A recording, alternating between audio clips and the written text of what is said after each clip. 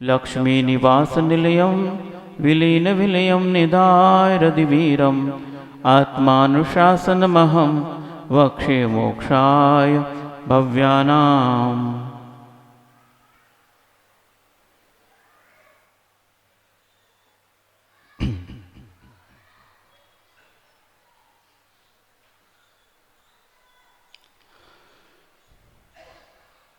यह संसारी प्राणी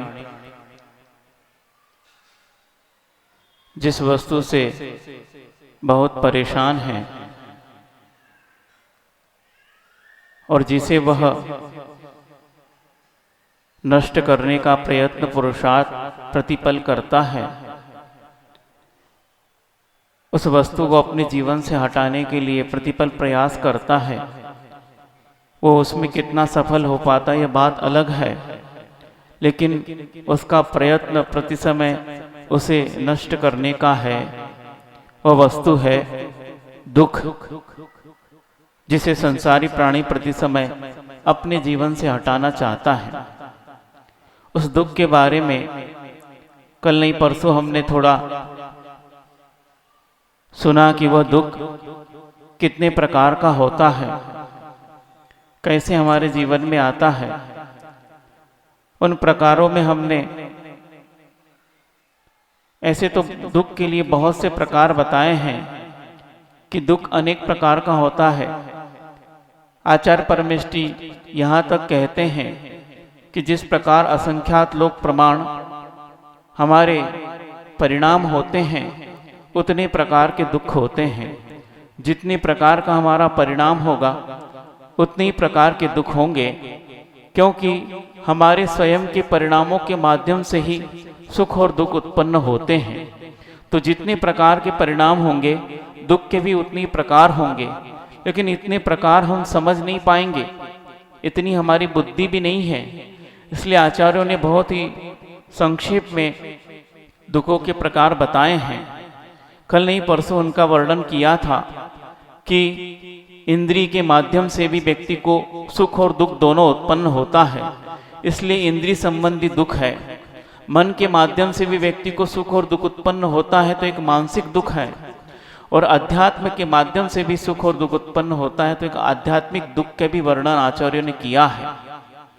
इंद्रिय के माध्यम से किस प्रकार दुख मिलता है, इस बात का वर्णन चल रहा था कि इंद्रिय भी सुख का कारण भी होती है और दुख का कारण भी होती है।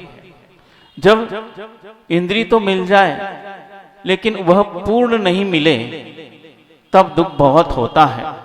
जैसे वर्णन किया था कि आंख तो बन गई है, उसका आकार बन गया है, क्योंकि चक्षु आवरण कर्म का जो चक्षु इंद्रिय आवरण कर्म का जो उदय था वो क्षयोपम को प्राप्त हो गया है।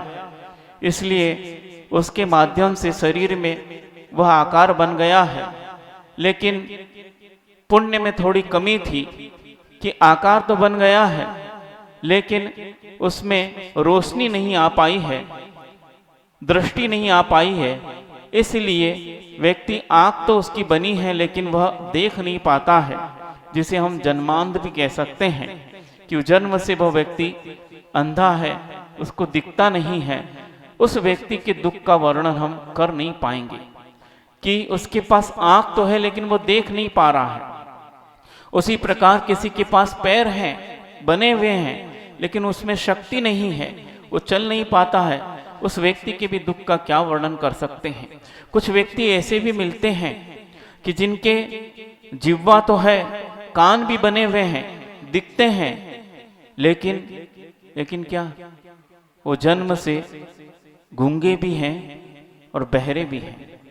सुनते ऐसा है, डॉक्टर लोग बताते हैं जो गूंगा होता है जन्म से वो बहरा भी होता है, या बहरा हो तो गूंगा भी मिलेगा, दोनों चीज कनेक्टेड है। तो इस प्रकार उस व्यक्ति के दुख के बारे में हम क्या कह सकते हैं। उसकी जिह्वा पूरी है, कान भी बने हैं, वो देख सकता है, चल सकता है, फिर सकता है, लेकिन आपकी वह बात नहीं सुन पाता है और उसको जो वेदना है उसका वह वर्णन भी नहीं कर सकता है।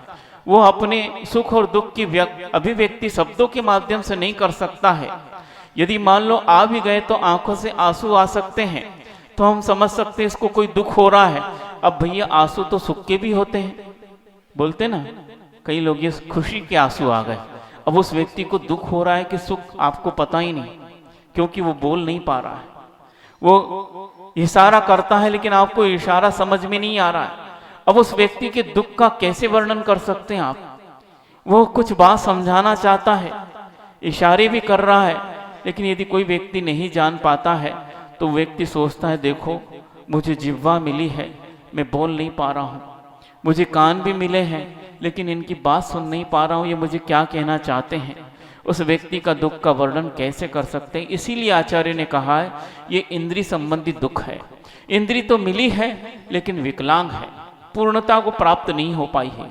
क्यों नहीं हो पाई है ये बात अलग है, हम उसके बारे में विचार नहीं करते हैं। यद्यपि हम संवेदना के माध्यम से उस व्यक्ति के दुख का संवेदन तो नहीं कर सकते, लेकिन संवेदना प्रकट कर सकते हैं कि देखिए वो मनुष्य तो बना है लेकिन उसकी इंद्रिय विकल है, उस व्यक्ति को कितना दुख हो सकता है। और वो व्यक्ति भी दुखी है, मेरे पास इंद्रियां पूर्ण नहीं है।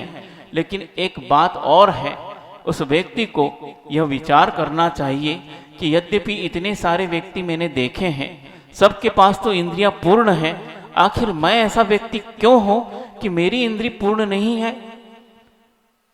किसी को मुझसे द्वेष था? शरीर बनाने वाले को या भगवान को जिसने शरीर दिया है उसको मुझसे द्वेष था? भगवान ने शरीर नहीं दिया है, क्योंकि भगवान तो स्वयं अशरीरी हो गए हैं। वे शरीर के दुखों के बारे में जानते हैं और जानकर ही उन्होंने उस शरीर के दुखों को नाश करने के लिए शरीर से ही मोह नष्ट कर दिया। और जब शरीर से उनका मोह नष्ट हुआ तो वो ऐसी तपस्या में लीन हुए कि एक दिन उनका शरीर ही उनकी आत्मा से पृथक हो गया और वो शुद्ध सिद्ध परमेष्टि बन गए हैं। वे शरीर के दुखों का वर्णन जानते हैं, इसीलिए वो किसी को शरीर नहीं देंगे, क्योंकि वह किसी को दुख देना नहीं चाहते। इसीलिए स्वयं हमने अपने कर्मों के माध्यम से शरीर को उत्पन्न किया है, लेकिन उसमें हमारे स्वयं के पाप कर्म आड़े आ गए कि शरीर तो मिला लेकिन इंद्रियां पूर्ण नहीं मिल पाई। ये स्वयं के हमारे असाता का उदय है, पाप का उदय है, जो हमें इस प्रकार दुख दे रहा है। तो इसलिए बंधुओं, इंद्रिय के माध्यम से भी हमें दुख उत्पन्न होता है। और ये भी विचार करना चाहिए कि आज मेरी इंद्रिय पूर्ण नहीं है तो मुझे दुख हो रहा है, लेकिन ऐसा कौन सा व्यक्ति जिसके पास इंद्रियां तो पूर्ण हो और वह पूर्णकालिक सुखी हो, उसे हमेशा सुख मिलता हो उन इंद्रिय के माध्यम से? ऐसे भी व्यक्ति नहीं है। वो उन्हीं इंद्रियों के माध्यम से दुख भी पाते हैं। वो इंद्रिय उनको पूर्ण मिली है, चाहे आंख मिली है, बहुत अच्छा देखती है, दूर दूर का देखती है। वो चाहते हैं कि बहुत अच्छे मनोहर रूप देखने को मिले, एक से एक स्मार्ट व्यक्ति देखने को मिले, और कहीं कुरूप व्यक्ति देखने को मिला तो बोलो अब क्या होगा? वही आंख है लेकिन कुरूप व्यक्ति या कुरूप दृश्य देखने को मिला, अब आंखें बंद कर रहे हैं। भैया बंद क्यों कर रहे हो?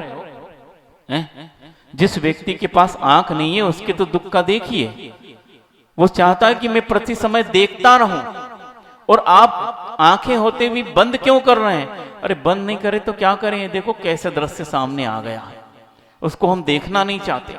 बिल्कुल विभत्स भयानक दृश्य है, कुरूप दृश्य है। तो भैया ये आप सोचते थे कि मुझे आंख मिलेगी तो मैं बहुत सुखी रहूंगा, अब आंख मिली है पर दुख क्यों हो रहा है? आंख मिलने के माध्यम से सुख नहीं होता बंधुओं, ये सुख और दुख तो हमारी कल्पना मात्र है। हमने विचार कर लिया है कि ये दृश्य भयानक है।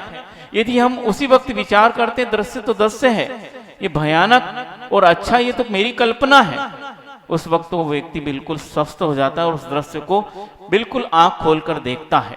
जो मुनिराज समता के धारी होते हैं, जो राग और द्वेष में समता भाव रखते हैं, वे इंद्रिय विजयी होते हैं।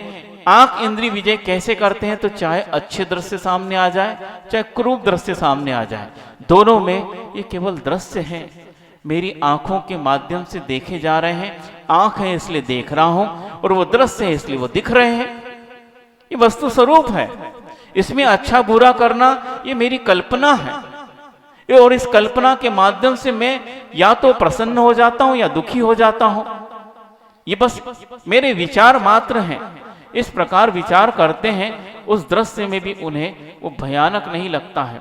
वो आप स्वयं देखिए। जैसे मान लो आप कोई फोड़ा हो गया, बहुत भयानक दर्द कर रहा, उसमें मवाद भी बहुत है, डॉक्टर के पास गए हैं। अब डॉक्टर जो है उसमें चीरा लगाकर उसका मवाद निकालेगा, दर्द तो होगा आपको, और जैसी मवाद बाहर आती है क्या करते हैं आप? बोलो। आंखें बंद कर लेते, मुंह फेर लेते। क्यों नहीं देख रहे?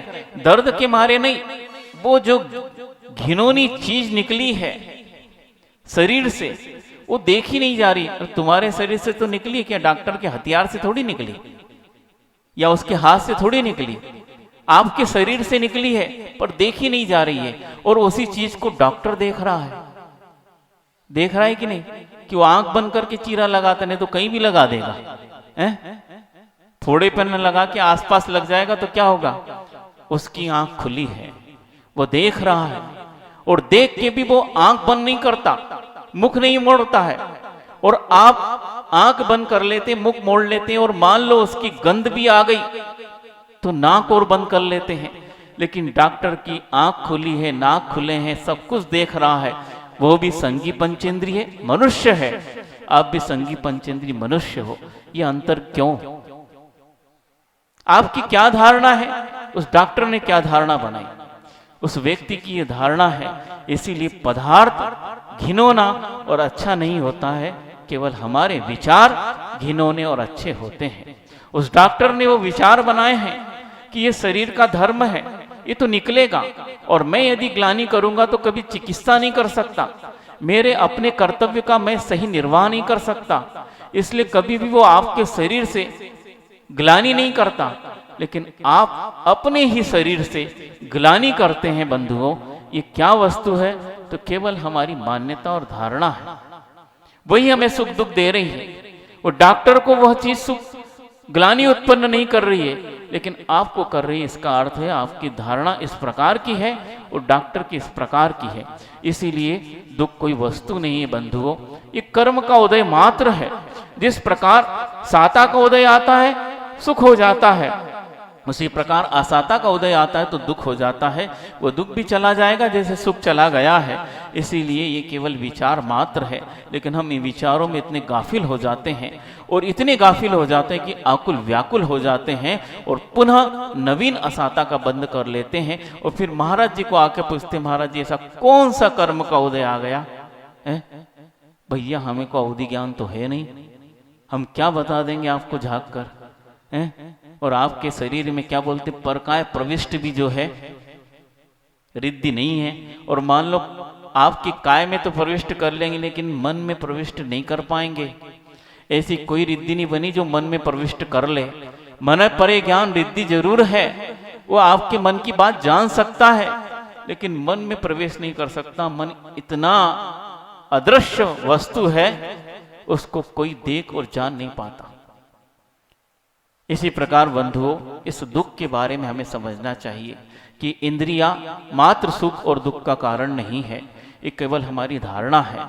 इसीलिए इस इंद्रिय दुख के बाद भी हमें ये विचार करना चाहिए, यदि मान लो किसी को मिल गया है, या मान लो किसी को इंद्रियां स्वस्थ पूरी मिली है, ये इंद्रियां तो पूरी मिल गई लेकिन स्वस्थ नहीं है, उसके शरीर में स्वस्थता नहीं है, तब भी ये विचार करना चाहिए कि जो व्यक्ति स्वस्थ है वे भी पूर्ण रूप से सुखी नहीं है, उनके जीवन में भी दुख आता है।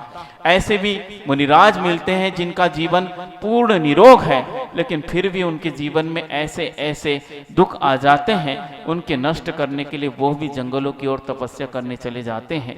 ये बात हमें सोचना चाहिए, विचार करना चाहिए। यदि विचार नहीं करोगे तो वस्तु तो दुख करते ही रहोगे। कल नहीं कल ही की बात है, परसों की बात है, जब ये व्याख्यान किया तो कई लोग के प्रश्न उठ जाते हैं। शाम को एक व्यक्ति पूछने हैं, महाराज जी आपने कहा दुख कल्पना मात्र है, हम भी ऐसा विचार तो कर लेते हैं, लेकिन अब जब दुख होता तो दुखी ना हो, वो महसूस तो होता है। अब उसको मात्र हम कल्पना के कैसे उड़ा सकते हैं? बहुत तीव्र वेदना होती है। हमने कहा बहुत अच्छा प्रश्न किया आपने। चलो आप दुख आपको हो रहा है, खूब दुखी हो जाओ, जितना आपको होना है हो जाओ, सर पीट लो, दीवार तो होगी आपके यहाँ, खूब माथा फोड़ लो, छाती कूट लो, क्या दुख कम हो रहा है? दीवार से माथा फोड़ के देख लेना, दुख कम हुआ कि बढ़ा? एक एक्स्ट्रा और हो गया। अब माथे पे चोट लगी, ये बढ़ गया, और जोर जोर से छाती कूट ली, पसली की हड्डियां टूट गई, अब डॉक्टर के पास, एक दुख और बढ़ गया। क्या दुख अनुभव करने के बाद हम बहुत दुखी हो जाएं तो दुख घट सकता है क्या?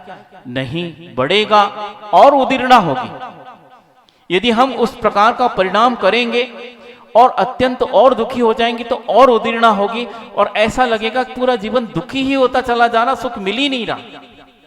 मतलब जब साता का उदय आएगा और आप पुरानी वासना में जीते रहेंगे, जो दुख की वासना है, जो दुख तो चला गया, कोई भी कर्म अंतर्मूर्त से ज्यादा नहीं टिकता। बिल्कुल बंधुओं, अंतर्मूर्त यदि मान लो ज्यादा से ज्यादा तो 1 सेकंड कम कर लो 48 मिनट में, यदि बड़ा सा बड़ा भी लेना है, उसके बाद कर्म जो है परिवर्तित होगा।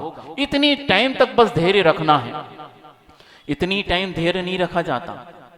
और मान लो इतना काल व्यतीत भी कर दिया, लेकिन पुरानी जो स्मृति है हम उसको बहुत लंबा खींचते चले जाते हैं, और उसके बाद मान लो अंतर्मूर्त से साता असाता उदय आई थी, वह अंतर्मूर्त के बाद साता रूप परिणत हो भी गई, साता का उदय आ भी गया, लेकिन पुरानी स्मृति हमारे मन में है, हम उसको खींचते चले जाते हैं। तो उस वक्त साता की उदीर्णा होकर भी हम प्रसन्नता का अनुभव नहीं कर पाते, क्योंकि पुरानी स्मृति है और ऐसा घटित हो गया था, ऐसा मिला था। अरे मिला था, है तो नहीं। इसीलिए आचार्य कहते वर्तमान में जियो, और वर्तमान में भी उस समय जो एक समय की जो पर्याय है उसमें जीने का प्रयास करो। अतीत को छोड़ दो, भविष्य को तो हम देखा ही नहीं, उसकी हम कल्पना भी क्यों करें, लेकिन जो बीत गया है उसको तत्काल भुलाने का प्रयास करना चाहिए, अन्यथा आने वाला साता भी हमारे लिए प्रसन्नता नहीं दे पाएगा। वो आया तो है, उसका अनुभाग थोड़ा कम भी हो सकता है और तीव्र भी अनुभाग वाला हो, लेकिन अब मान लो पुरानी जो है स्मृति तीव्र है हमारे पास है, तो निश्चित रूप से वह पूरा परिवर्तित होता चला जाएगा। इसीलिए कहते हैं दुखी होने से दुख कम नहीं होता है। क्या होता है? दुख को भुलाने से दुख कम होता है। क्या समझे? दुखी होने से, दुख आया और दुखी होते चले जाओ, कभी दुख घट नहीं सकता, वो बढ़ता चला जाएगा। करना क्या है? उस दुख की स्थिति को भुलाना है। जिस वस्तु से दुख हुआ, जिस परिस्थिति से दुख हुआ, या जिस कर्म के माध्यम से हमें दुख उत्पन्न हुआ, उन सभी वस्तु को भुलाकर आगे बढ़ना है। आगे नहीं बढ़ोगे बंधु तो वहीं टिक के रह जाओगे। बहुत अच्छा उदाहरण दे रहे हैं, इसलिए दे रहे हैं कि आपके जीवन में वो प्रति समय घटित होता है, क्योंकि ऐसा कोई व्यक्ति नहीं जो टीवी देखता नहीं हो। टीवी देख रहे हैं ना सब। कई लोग कहते बीवी को कम देखते, टीवी ज्यादा देखने लगे हो, क्योंकि इतना हमारे जीवन में प्रवेश कर गया। और अब टीवी तो बहुत बड़ी है, अब छोटे मोबाइल में टीवी आ गई है। बहुत उसका उदाहरण अच्छा दे रहे हैं कि एक फिल्म आपके सामने चल रही है, बहुत अच्छी है और आपको बहुत पसंद भी आ रही है, बहुत अच्छा उसमें आपको कहना चाहिए एक मॉरल मिल रहा है, एक सिद्धांत उसमें मिल रहा है जीवन को सुधारने के लिए। कोई ऐसा एक दृश्य आ गया, बहुत ही सुंदर दृश्य है और उसमें आपको बहुत अच्छी चीज भी मिल रही है, और उस दृश्य पर आप मान लो अटक गए। फिल्म तो रुकेगी नहीं, लाइव चल रही है, लाइव समझते मतलब सीधा प्रसारण हो रहा है फिल्म का, अब वो आपके लिए रुकेगी नहीं, पर आप रुक गए हैं उस दृश्य के लिए, और आगे जो है वो फिल्म बढ़ती चली जा रही है। लेकिन आपका ध्यान किधर है? जो दृश्य आपने देखा, उस दृश्य के लिए आप अब विचार कर रहे हैं, वो आपकी आंखों में नहीं है, वो आंखों से तो चला गया, लेकिन कहां आ गया? अब वो मन में आ गया, आंखों से उतर के मन की ओर आ गया और मन में बस गया। अब विचार चल रहे हैं उस दृश्य के बारे में, इतना अच्छा था, उसमें ऐसा भी बताया, ऐसा भी बताया, और आगे के ये दृश्य चलते चले जा रहे हैं। आप आंख से उन दृश्यों को देख रहे हैं, पर सच्ची बताना उन दृश्यों के बारे में आप समझ पाएंगे या जान पाएंगे? जब फिल्म छूटेगी और आपसे कोई पूछेगा भैया फिल्म देख क्या? हाँ देख क्या, बहुत अच्छी है। अच्छी है, थोड़ी स्टोरी तो सुनाओ। उस दृश्य तक आकर आपकी स्टोरी रुक जाएगी। उसके बाद क्या हुआ, अरे क्या बताएं, उसके बाद हम देख नहीं पाए। सो गए थे क्या? एसी चल रहा होगा, कूलर चल रहा था, सो गए थे क्या? सो नहीं गए थे, देख तो रहे थे। और तो देख तो रहे थे, फिर बताते क्यों नहीं? कहां देख रहे थे, किसको ताक रहे थे? कोई आ गया था क्या? नहीं नहीं, बिल्कुल पर्दे पे ताक रहे थे। पर हुआ यह कि कोई एक दृश्य ऐसा था, अब उसमें हमारा विचार उलझ गया, उसमें अटक गए, तो भटक गए, सारी फिल्म निकल गई। अब हमें आगे की स्टोरी याद नहीं है। तो आचार्य कहते हैं ऐसे ही आप जहां अटक जाते हो, बस वहीं आपका भटकन शुरू हो जाती है। क्योंकि जीवन समय किसी के लिए रुकता नहीं है। आपके जीवन में जो घटना घटित हुई है, वो घटना के लिए आपका जीवन नहीं रुकेगा। पर रुक कौन जाता है? हमारा मन उस घटना पर अटक जाता है, और इतना अटकता है कि वो घटना हमारे लिए लंबे समय तक खींचती चली जाती। घटना घटित होकर कई वक्त गुजर गया, लेकिन आज भी वो घटना स्मृति में रहती है, इसलिए हम दुखी होते रहते हैं। बंधु, बस ऐसी ही हमारे जीवन है। जिस प्रकार पर्दे पर फिल्म चलती है, उसी प्रकार हमारा जीवन है। आप पूरी फिल्म देखने के लिए इतना पैसा लगाया और पूरे दृश्य आप देखना चाहते हैं, इसी प्रकार अपने जीवन के प्रत्येक दृश्य को देखते क्यों नहीं? अटक क्यों जाते हो? यही हमारा दुख का कारण है। यदि आप नहीं अटकोगे, हर घटना को साक्षी पूर्वक देखते चले जाओगे, जानते चले जाओगे, तो निश्चित रूप से दुख बहुत कम हो जाएगा। क्योंकि जो आई घटना वो दुख देगी, अगले पल में सुख आना है, उसके लिए तैयार तो रहो। हम तैयारी नहीं करते। हमारे घर में मेहमान आते हैं और आपको उन्होंने खबर कर दी हम आने वाले हैं, तो क्या करते हैं आप? ताला वाला लगा के आ जाएंगे तो खर्चा ज्यादा कर जाएंगे, नहीं, क्या करते हैं? उनकी तैयारी के लिए, उनके आने के लिए, उनके स्वागत के लिए पहले से तैयारी करते हैं। पहले से हम सब कुछ सजा वजा रख देते हैं, घर को कुछ पकवान बना लेते हैं, सोचते हैं उनको क्या पसंद है, इस प्रकार पे विचार करके पकवान बना लेते हैं, ताकि मेहमान आए और आने के बाद हमारी निंदा करके न चले जाए। 10 लोगों के सामने गए तो थे उनके यहां, लेकिन लगा नहीं कि वह अतिथि को देवता मानते हैं। जैसे सामान्य व्यक्ति गए थे, उन्होंने निपटा दिया हमको, ऐसा न कह ले। इसीलिए अपनी तारीफ पाने के लिए आप बड़ी तैयारी करते हैं और उसका स्वागत करते हैं, और वह आकर आपके जीवन में आता है, घर पे आता है और जाता है तो आपके तारीफ करता है, 10 लोगों के सामने करता, संतुष्ट होकर जाता है। बस यही बात हमको जीवन में भी तो दोहराना है। आप नहीं चाहते असाता, कोई नहीं चाहता है, कोई बात नहीं, अंतर्मुर्त बात साता आनी है, उसकी तैयारी में जुट जाओ ना। क्यों असाता में अटक रहे हो? उसकी तैयारी करने लगोगे, आने वाला है। ये दुख आया, कोई बात नहीं, इस पे हमको ध्यान नहीं देना, वो आने वाला है, उसकी तैयारी करना है। आपको दुख महसूस ही नहीं होगा, कभी किसी जीवन में महसूस नहीं होगा, क्योंकि आपका उपयोग बदल गया है।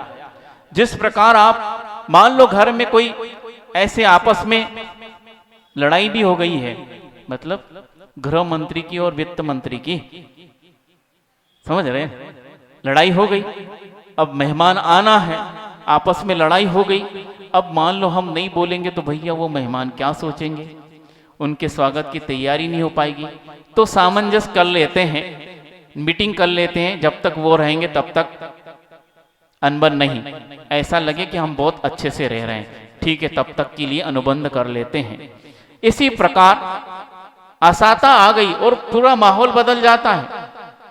एक दिन पहले माहौल था, बहुत लड़ाई थी, एक दूसरे से बोलते नहीं थे, और बोलना भी हो तो चिट पे लिखकर कांच पर चिपका देते थे, पढ़ लो ये सामान लाना है, और वो भी चिपका देते थे, ये ले आया। बोलना चलना नहीं हो रहा है, क्यों नहीं हो रहा है? लड़ाई है। लेकिन दूसरे दिन माहौल बदल गया, क्योंकि मेहमान को आना है, अब बोलचाल चालू हो गई। लड़ाई थी कि नहीं पता नहीं, लेकिन कितने समय के लिए, जब तक वो रहेंगे, कोई बात नहीं। इसी प्रकार यह है, असाता आई है, आपको दुख दे रही है, आपकी अनबन हो गई उससे, लेकिन साता आनी है भैया, तब तक के लिए आपसे हमारी मैत्री है, उसको आ जान दो, उसके बाद देखेंगे क्या होगा। वो असाता कब निकल गई पता नहीं, और साता आ जाएगी। ये हम प्रक्रिया क्यों नहीं अपनाते हैं? जाके जीवन में हो रहा है, नहीं हो रहा है, सबके जीवन में हो रहा है, सब इस प्रकार का कार्य करते हैं। बस हमें अपने कर्म के उदय के लिए ये कार्य करना है, क्योंकि यही जीवन का लक्ष्य है। यदि दुख आया है और अत्यंत दुखी होगी तो 3 काल में कोई आपके दुख को नष्ट कर ही नहीं सकता, भगवान भी नहीं कर सकते। हमारे अपने उपयोग को हमें चेंज करना है। दुख आने के बाद दुखी नहीं होना है, लेकिन अब सुख आने वाला है, उसकी तैयारी करना है। अपने उपयोग को चेंज करो तो अपने आप यह सब वस्तु नष्ट हो जाएगी। बस विचारों के माध्यम से हम सुखी और दुखी हो रहे हैं। आज तक इतना समय व्यतीत कर दिया, लेकिन हम आज तक समझ नहीं पाए।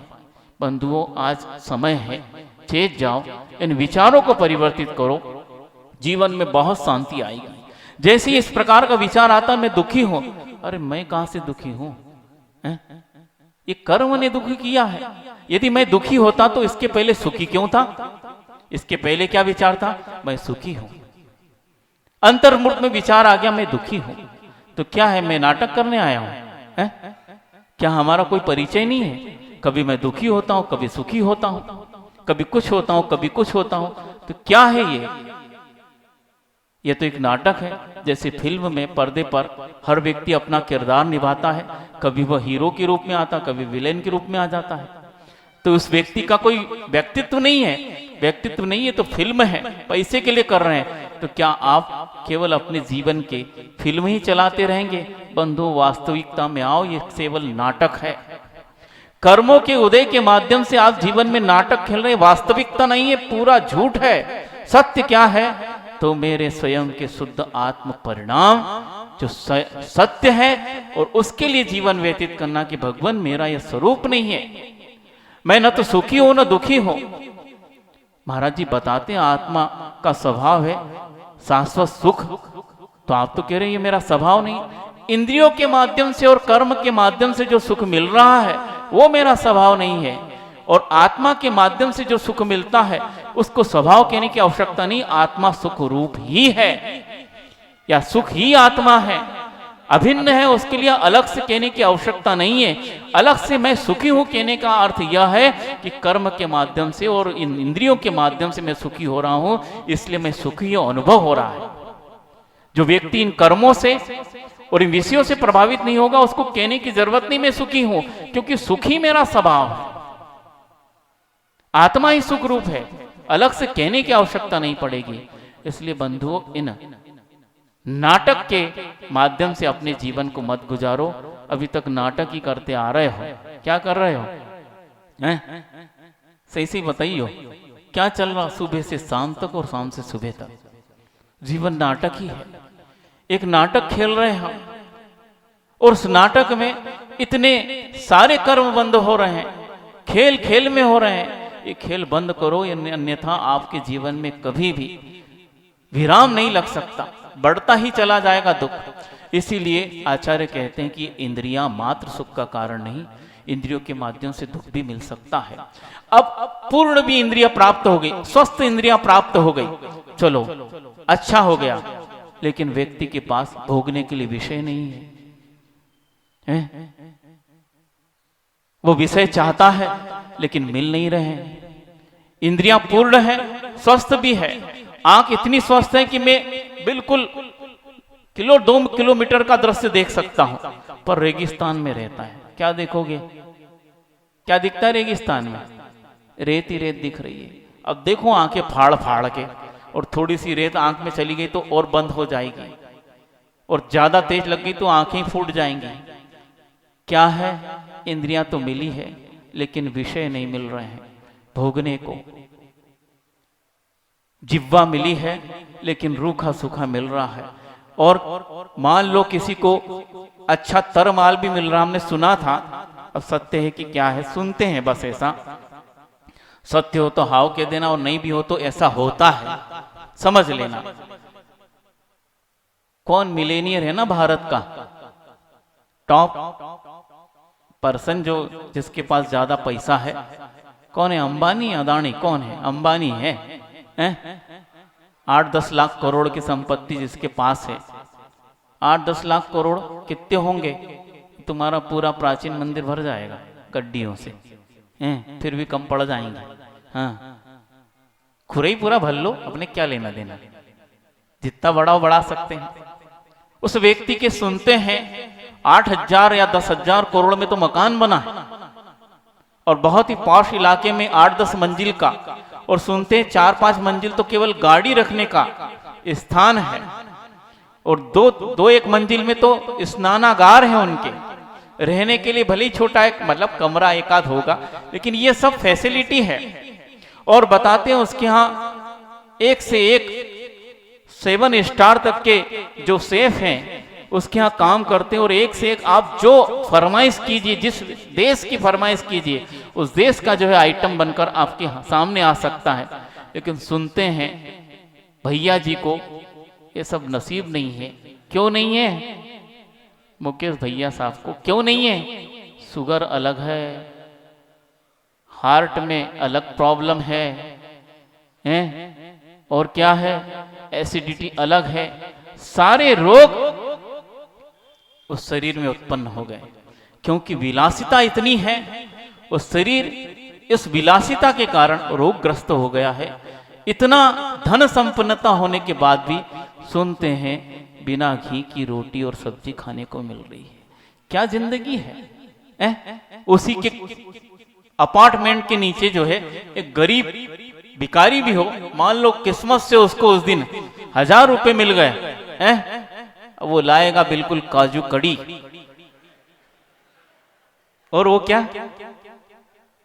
कौन सी रोटी बोलते, नान रोटी, तंदूरी रोटी, और वो दिखा के खाएगा। वो BMW में बैठ के देखेंगे, अरे क्या किस्मत पाई है इस भिखारी ने, किस्मत है, बैठो तुम अपार्टमेंट में और सूखी दाल रोटी खाओ। क्या है ये? इंद्रियां मिली है, स्वस्थ नहीं है, क्या सुख भोगोगे? वो पैसा जो है, अब सूखी रोटी दाल में पैसा कितना लगता है, अब वो पैसे वो बना तो लेते हैं, और ध्यान रखना वे शेफ सब अच्छा आइटम बनाते हैं, पेश करते, जैसे आप लोग भी चौके में एक से एक आइटम बनाते, और महाराज जी कुछ लोग सोचते बहुत अच्छा, जो आसपास के बच्चे हैं, बेचारा जिसने मेहनत की तो उसको तो दुख होता है, जिसने मेहनत की नहीं, छोटे छोटे बच्चे हैं, वो सोचते बहुत अच्छा महाराज जी निकाल दिया। क्यों अच्छा सोच रहे हैं? अपनी पुण्य उदय आया, अब अपनी किस्मत जगेगी, महाराज जी के आहार हुए, उसके बाद सब साफ। इसी प्रकार वो शेफ सोचते हैं, या उनके नौकर चाकर आइटम तो पूरे बना लिए, अब भैया जी तो खाएंगे नहीं, अब क्या होगा? अपना पुण्य है, चक्रवर्ती के पुण्य जब उदय आते तो आसपास के सभी पुण्य भोगते हैं। उसी प्रकार उसका पुण्य आया, वो भोग नहीं पा रहा, आसपास के लोग अच्छे माल मलिदा जो है 56 प्रकार के भोग खा रहे हैं, उसके पुण्य को लूट रहे हैं, और वो बेचारा देखता रह जा रहा है। इसलिए इंद्रियां है भी, पूर्ण भी यदि स्वस्थ नहीं हो पाई, और उसको अपने अनुसार इंद्रिय भोग नहीं मिले, वो चाहता होगा कि मुझे इस प्रकार का खाने को मिले, जिह्वा के लिए स्वाद मिले, लेकिन अब एक भी दाना यदि खाऊंगा तो 10 दिन के लिए बिस्तर पर पड़ना पड़ेगा, उसका दुख अलग है, उसके शरीर और अस्वस्थ, उसका दुख अलग ही है। इसीलिए वो संयम बरत रहा है, और बिल्कुल देख देख कर और चुंग चुंग कर खा रहा है, लेकिन खाने के बाद भी उसके जीवन में कितना दुख है कि देखो, इतना होने के बाद भी खा नहीं पा रहा हूं, इतना होने के बाद भी मैं भोग विलासिता को भोग नहीं पा रहा हूं, उसका दुख का वर्णन क्या करेंगे? तो बंधुओं, यही है कि तुमने पुण्य तो किया है, लेकिन कहीं न कहीं ऐसी असाता का भी बंध किया है। पुण्य भोग के लिए भी साता का उदय होना आवश्यक है। पुण्य उदय भी आ जाए, लेकिन उस साता के अनुकूल, और साता भी उदय आ गई कोई बात नहीं, लेकिन उस भोगने के लिए इंद्रियां भी स्वस्थ होना आवश्यक है बंधुओं, शरीर का स्वस्थ होना भी आवश्यक है। ये सब एक दूसरे से कनेक्टेड है, ये जब तक एक साथ नहीं मिलेंगे तब तक हम उस सुख को भोग नहीं सकते। इसलिए इंद्रियां मात्र सुख का कारण नहीं, वो दुख भी देती है जब अपूर्ण हो। वो पूर्ण होने के बाद भी यदि रोगी हो और रोग ग्रस्त नहीं भी है, पूर्ण है और निरोग है, और यदि अपने को उसके योग्य विषय नहीं मिल रहे, तब भी दुख होता है। इसका नाम इंद्रिय दुख है। आगे आचार्यों ने कहा मानसिक दुख है, ये बहुत खतरनाक है।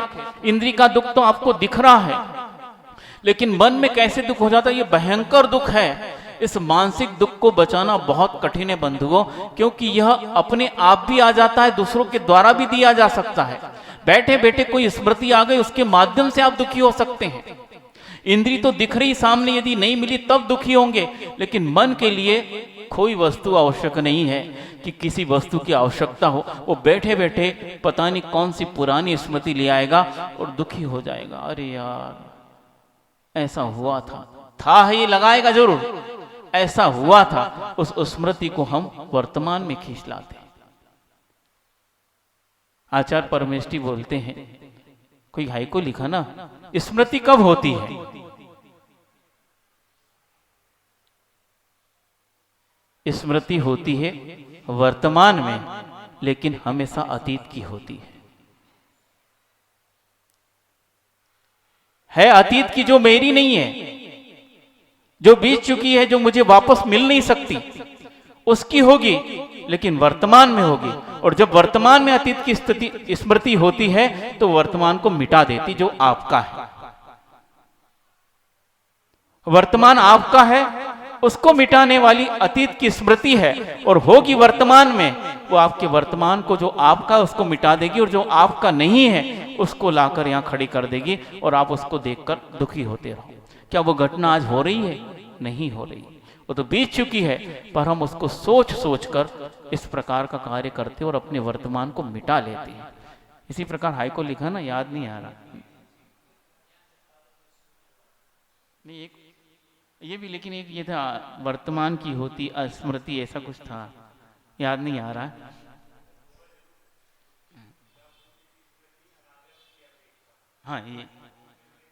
हाँ ये कर्म के लिए, पर एक ऐसा था, ये कोई ध्यान नहीं आ रहा है, कि वर्तमान की स्मृति होती है, इस प्रकार कुछ था। अभी इतना विषय समझ में आ गया कि जो स्मृति आपको हो पाई वो आपकी नहीं है।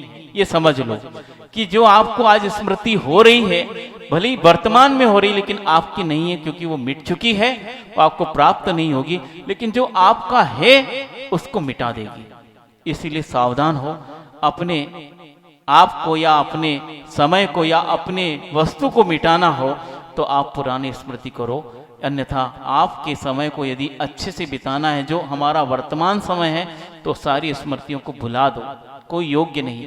फिर भी आचार्य कहते हैं कुछ ऐसी स्मृतियां होती हैं जिन्हें हमेशा अपने जीवन में रखना चाहिए। कौन सी स्मृति? कुछ ऐसी सुखद स्मृतियां जिनके माध्यम से मैं प्रोत्साहित हुआ हूं, जिसके माध्यम से मुझे मोटिवेशन मिला है, जिसके माध्यम से मुझे दुख में भी सहारा मिला है। ऐसी स्मृति को हमेशा अपने जहन में रखना चाहिए। वे कभी आपको परेशान नहीं करेगी, वे आपके वर्तमान को मिटाएगी भी नहीं। जो वर्तमान में दुख आ रहा है, उस वक्त ऐसी स्मृति सामने लाओ कि मैंने पहले भी जो दुख आया था और उसको भोगा था, और सहनशीलता से भोगा था, बहुत ही समता परिणाम से भोगा था, तो वो किस माध्यम से भोगा था, उस वक्त मुझे कौन सा प्रोत्साहन का मैटर मिला था, कौन सा मोटिवेशन मिला था, उसको याद रखो। आचार्य महाराज कहते हैं दीक्षा तिथि को याद रखो। क्यों? उस दिन बहुत भक्त आएंगे, आपकी जय जयकार होगी, आरतियां उतारी जाएगी, रंगोली मांडी जाएगी, आजकल फुग्गे भी फुला के टांग देते हैं, इसलिए याद रखो। आचार्य कुंद कुंद भगवान ने कहा दीक्षा की तिथि को प्रतिपल याद रखो। जिस दिन आए वो तो ठीक है, तो क्यों याद रखो? दीक्षा दिवस मनाना है, अच्छे से मनाएंगे, इसलिए याद रखो। अरे क्या मनाओगे तुम? उस योग्य होगे तब तो मनाओगे। क्यों याद रखना है कि जब मैंने दीक्षा ली थी उस वक्त मेरे भाव परिणाम क्या थे, मेरा लक्ष्य क्या था, मैंने किस उद्देश्य से इस बाने को, इस भेष को धारण किया। क्या मनोरंजन के लिए तो नहीं किया? क्या व्यक्तियों को अपनी ओर प्रभावित आकर्षित करने के लिए तो नहीं इस भेष को धारण किया? आज मेरा जो परिणाम है वो उस परिणाम से मेल खाता है कि नहीं? बही खाता मिलाते हो ना, इसी प्रकार ये बही खाता है। उस वक्त मेरे परिणाम जो थे वो आज के परिणाम से मेल खाते के नहीं? यदि नहीं है तो सावधान, इस दिवस को मनाना सार्थक नहीं है। यदि परिणाम आपके नीचे की ओर चले गए तो इसको मनाना सार्थक नहीं, अपने परिणाम सुधारो, तब कहीं जाकर दीक्षा दिवस मनाना सार्थक है। इसलिए आचार्य परमेष्ठी कहते कुंद फकुंद भगवान, उस तिथि को इसलिए याद रखो उस वक्त के आपके परिणाम, आपका उद्देश्य, उस वक्त आप कितने उत्साहित थे, आह्लादित थे कि मुझे इस प्रकार का निर्ग्रंथ वेश मिल रहा है। आज वह उत्साह, आह्लाद और परिणामों में विशुद्धि है कि नहीं, उससे तुलना करो। इसलिए अतीत की स्मृति एकांत से आपको परेशान नहीं करेगी। आचार्य ने कहा करो, लेकिन कौन सी? जिस स्मृति से हमारे जीवन में वर्तमान का आया दुख समाप्त हो जाए, शांत हो जाए, हमारे परिणामों को एक निर्मलता मिल जाए, ऐसी स्मृति को हमेशा करते रहना चाहिए। वह आपके वर्तमान में आए हुए कलुषित परिणाम को समाप्त कर सकती है। लेकिन आज विशुद्धि के परिणाम है और हम ऐसी कटु स्मृति अपने जीवन में ले जाएं तो आज की विशुद्धि भी नष्ट हो जाए। ऐसी स्मृति को कदापि नहीं करना, हाँ, नहीं तो तीव्र कर्म का बंध होगा। तो इसलिए आचार, समय तो हो गया, मानसिक दुख पर आई ही है, अभी तो समय तो बहुत है,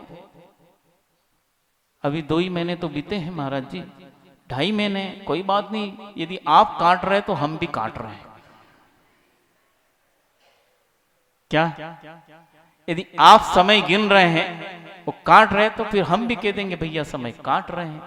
आप कहोगे नहीं महाराज जी बहुत आनंद आ रहा है, तो हम कहेंगे आपसे दुगना आनंद तो हमको आ रहा है। मान लो आप नहीं भी कहोगे, तो आप कहोगे कि महाराज जी यदि हम ऐसा कहेंगे तो आप भी कहेंगे हम आपको बताने के लिए कह रहे हैं।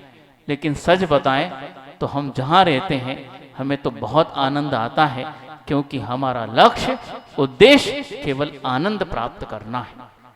कभी दुख में उलझना नहीं है। दुख तो आएगा, उससे उलझना नहीं है। तो क्या सुख में उलझना है? न सुख में उलझना है, न सुख में उलझना है, न दुख में उलझना है। ये सुख और दुख से हटकर आनंद होता है। उस आनंद का वर्णन शब्दों से नहीं होता है। इसलिए हम कहते हैं हम जहां जाते हैं, चाहे कैसी भी स्थिति हो, लेकिन आनंद लेते हैं, क्योंकि आनंद लेना हमारा लक्ष्य है। उससे कभी हम भटकेंगे नहीं। यदि भटक गए तो फिर हम अपने आप को किस प्रकार इस वेश में स्थित रख सकते हैं। यह वेश ऐसा है जिसमें प्रतिपल आनंद लेने के लिए अवसर मिलता है, और यदि नहीं ले पाए तो बंधु फिर यह गया अवसर कभी पुनः वापस नहीं आ सकता। यह जो आज मिला है, यदि आज ये जो मिला है इसका हम सदुपयोग न करके दुरुपयोग कर गए तो बंधुओं ये समझ लेना कि भविष्य में आप तड़प जाओगे इस अवसर को, इस भेष को, इस पर्याय को प्राप्त करने के लिए, लेकिन कभी मिलेगी नहीं, क्योंकि आपने इसके साथ वफादारी नहीं की। जब आपको मिला उसके साथ वफादारी नहीं की, बेईमानी की, उससे बेवफाई कर ली, इसलिए वह आपको वापस पुनः नहीं मिलेगी।